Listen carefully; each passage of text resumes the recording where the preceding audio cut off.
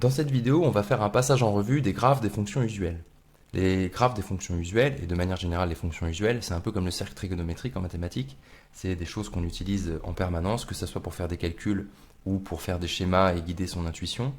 Donc c'est très important en fait de les connaître un peu comme sa poche. Les fonctions usuelles, ce sera comme des compagnons de route pendant vos 2 années de prépa. Ce sont des choses que vous allez utiliser tout le temps, tout le temps, tout le temps. Alors quand on dit connaître le graphe des fonctions usuelles, c'est pas seulement connaître l'allure du graphe, c'est aussi connaître certains éléments un peu extérieurs à ces graphes, comme par exemple des valeurs remarquables, et surtout des tangentes, certaines tangentes au graphe, et la position relative entre le graphe et ces tangentes. Ces éléments extérieurs sont tout aussi importants que l'allure du graphe en elle-même, et ils sont en plus officiellement au programme. Commençons par cette fonction, la fonction exponentielle. Alors bon, on connaît bien son graphe, ça c'est sûr. Il y a une valeur remarquable qui est qu'en 0, la fonction exponentielle vaut 1. Et puis peut-être ce que vous connaissez un peu moins, c'est justement la fonction tangente en 0, enfin la droite tangente en 0, pardon, qui est l'équation y est égal à x plus 1. C'est normal, pourquoi x plus 1? Tout d'abord parce que le coefficient directeur de cette droite c'est 1. En effet, la dérivée d'exponentielle en 0 c'est 1, c'est exponentielle de 0. Et puis parce que la valeur en 0 que prend la fonction c'est 1. Donc ça ne peut être que ça. De plus, il y a la position relative entre le graphe et sa tangente. Le graphe d'exponentielle est situé au-dessus de cette tangente. On a donc une inégalité qui va être valable pour tout x appartenant à R, et qui est que exponentielle x est plus grand que x plus 1. Cette inégalité, elle est en fait utile, elle est précise pour les x qui sont plutôt au voisinage de 0, puisque les deux quantités e de x d'une part et x plus 1 d'autre part sont très proches l'une de l'autre au voisinage de 0. Elle n'admet qu'un seul cas d'égalité, c'est 0, x est égal à 0. Il faut la connaître, elle est officiellement au programme, et du coup, la bonne nouvelle du fait qu'elle soit officiellement au programme, c'est que vous pouvez l'utiliser dans vos travaux comme vous voulez, sans aucune démonstration. Passons maintenant à la fonction logarithme. On connaît son graphe, on a une valeur remarquable ici qui est que logarithme de 1 vaut 0. Et puis d'autre part, en fait, si on s'intéresse à la pente ici de la courbe en 0, il se trouve que cette pente vaut 1. Pourquoi 1? Eh bien parce que la dérivée du log c'est la fonction inverse, qui a x associé à 1 sur x, et 1 sur x en 1, ça vaut 1 sur 1, c'est-à-dire 1. Donc on a bien une pente de 1 ici. Du coup, l'équation de la tangente en 1 de la fonction logarithme, c'est y est égal à x moins 1. D'autre part, la fonction logarithme est une fonction qui est concave. Donc en fait, son graphe est situé au-dessous de ses tangentes. On a donc une inégalité qui va être valable pour tout x strictement positif, et qui est que logarithme népérien de x va toujours être inférieur à x moins 1. Cette inégalité n'admet qu'un seul cas d'égalité qui est x égale 1, et surtout elle est utile, elle est précise lorsque x est proche de 1, puisque au voisinage ici de ce point, les deux quantités log de x d'une part et x moins 1 d'autre part sont très très proches l'une de l'autre. Les mathématiciens qui aiment bien toujours se ramener en 0 ont tendance à translater cette inégalité et à faire un petit changement de variable, à poser t est égal à x moins 1. En faisant ça, ça va donner l'inégalité suivante.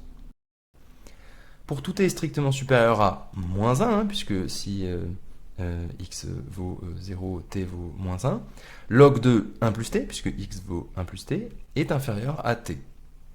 Géométriquement, en fait, ça consiste à prendre les deux graphes qui sont ici sur ce schéma et à les translater de 1 vers la gauche.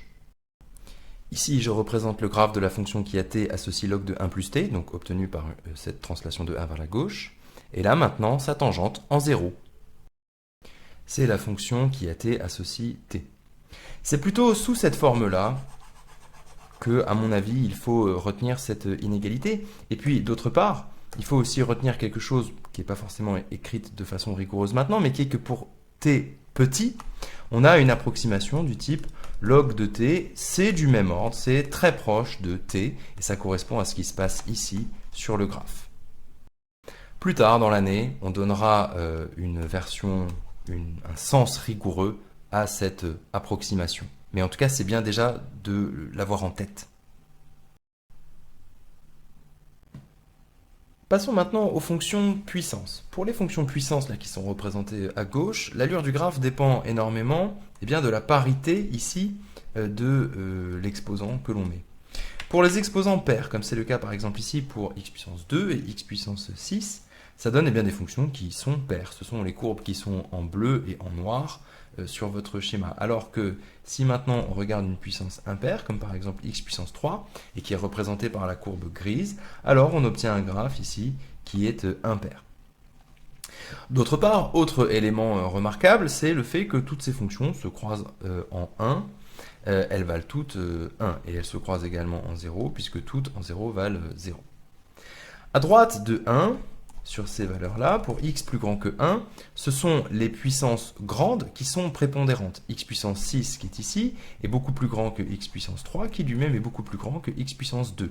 Et si jamais on regarde les comportements en plus l'infini, x puissance 2 est négligeable devant x puissance 3 qui lui-même est négligeable devant x puissance 6. Donc là, c'est l'ordre naturel des exposants. Alors qu'au contraire, entre 0 et 1, tout est inversé. C'est-à-dire que x puissance 6 est beaucoup plus petit que x puissance 3, qui lui-même est beaucoup plus petit que x puissance 2. Il faut bien comprendre que si jamais x est petit, alors x puissance 2 est beaucoup plus petit que x puissance 6 en ordre de grandeur. Il suffit que vous preniez n'importe quel exemple, comme par exemple x est égal à 0,1, et vous comprendrez tout de suite pourquoi. Sur le schéma de droite, maintenant, on s'intéresse aux fonctions qui sont en fait les fonctions réciproques des fonctions puissance sur R+. Ici, la fonction racine, qui est la réciproque de la fonction carré, la fonction racine cubique, qui est la réciproque de la fonction qui a x associe x3, et la fonction racine sixième. Toutes ces fonctions se croisent en 1, elles valent toutes 1, et toutes ces fonctions valent 0 en 0. Il y a quelque chose qui est remarquable, c'est que, étant donné que les fonctions de puissance en 0 admettaient une dérivée nulle, et donc une tangente qui était horizontale, symétriquement, leurs fonctions réciproques admettent en 0 une tangente verticale. Et ça, on le sait, ça crée une non-dérivabilité. Donc toutes les fonctions racines ne sont pas dérivables en 0. Elles sont bien sûr dérivables ailleurs, sur R plus étoile. Au niveau de leur comportement à droite de 1 et puis ensuite lorsque x tend vers plus l'infini, c'est le symétrique du comportement des fonctions de puissance et donc ça inverse tout. Racine de x est prépondérant par rapport à racine cubique de x qui lui-même est prépondérant par rapport à racine sixième de x.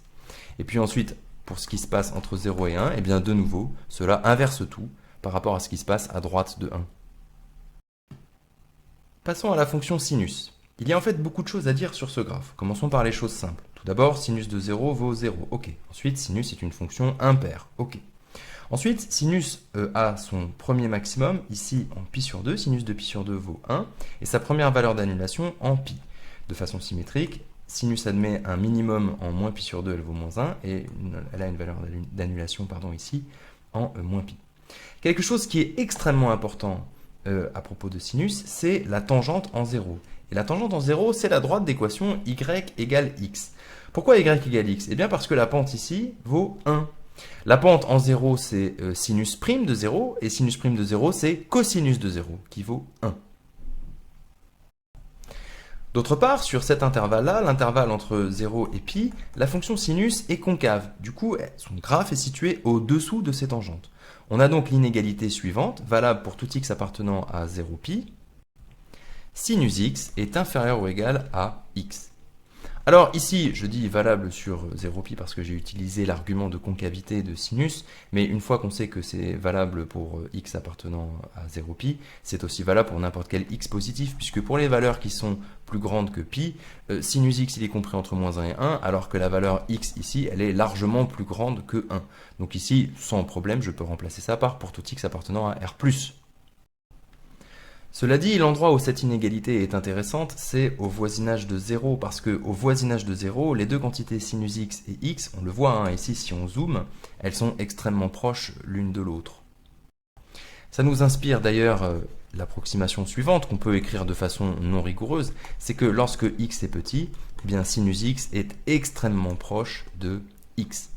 Plus tard dans l'année, on donnera une signification rigoureuse à cette approximation, mais c'est déjà bien de l'avoir en tête. Et puis, vous verrez aussi qu'elle n'est pas utile qu'en maths, elle est extrêmement utile dans certains problèmes de physique. En tout cas, cette inégalité-là, elle est officiellement au programme, et donc vous pouvez l'utiliser quand vous voulez, sans aucune démonstration. Regardons maintenant le graphe de la fonction cosinus. C'est une fonction qui est paire, En 0, la fonction vaut 1. Première valeur d'annulation, pi sur 2, et puis à gauche, moins pi sur 2. Si jamais en 0, on veut une approximation affine de cette fonction, c'est pas très compliqué. La tangente ici, c'est bien évidemment la constante à 1. Ça nous amène à, premièrement, cette approximation pas vraiment rigoureuse qui est que lorsque x est petit, cosinus de x est à peu près égal à 1. Et puis également au fait que cosinus x est toujours plus petit que 1. Mais bon, ça on le savait déjà. Si jamais on veut être un petit peu plus précis dans l'approximation qu'on peut faire de cosinus x lorsque x est petit, on peut s'intéresser non pas à la droite tangente en 0, mais plutôt à la parabole qui approche au mieux, qui épouse le mieux la courbe du cosinus. Et cette parabole, je vous la donne tout de suite parce que en fait on va l'utiliser pas mal, c'est la parabole d'équation y est égal à 1 moins x2 sur 2. Ça nous mène à une meilleure approximation lorsque x est petit, quelque chose du type cos x est à peu près 1 moins x2 sur 2. Là, c'est vraiment une excellente approximation lorsque x est petit. Autant la prendre tout de suite, de toute façon on l'utilisera, et puis on verra plus tard dans l'année pourquoi est-ce que c'est cette parabole précise qui approche au mieux le graphe de cosinus en 0. La fonction tangente, elle a ce graphe-là. Alors peut-être que vous n'avez jamais trop étudié la fonction tangente, en fait je peux vous redonner la définition, c'est simplement le quotient sinus sur cosinus. Dans un chapitre très prochain, on reprendra la fonction tangente à 0 et on montrera toutes ses propriétés, mais de toute façon c'est pas très compliqué. Ici, elle n'est pas définie lorsque le dénominateur cosinus vaut 0, et ça ce sont les valeurs du type pi sur 2 plus des multiples de pi.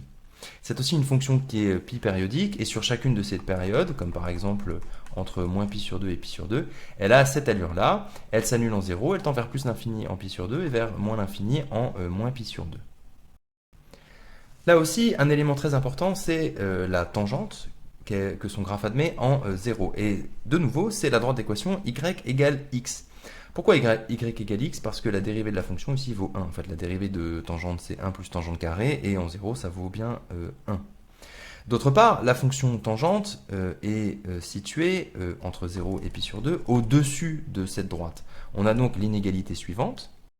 Pour tout x appartenant à 0 pi sur 2, tangente x est supérieure ou égale à x. C'est une inégalité que vous pouvez utiliser sans démonstration.